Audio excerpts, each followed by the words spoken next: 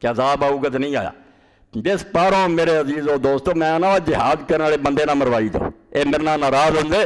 میرے تو بڑا جہاد نوں منن والا کون ہے جہے روح تے گل کہ اسلام غالب نہیں آਉਂਦਾ دین کوئی شاید. مگر یہ جہاد دا کوئی طریقہ نہیں. جنہاں بچیاں نے عالم بننا سی اور دنیا دے سٹیجاں تے کھلو کے کفار نوں للکارنا مرواتے تسی.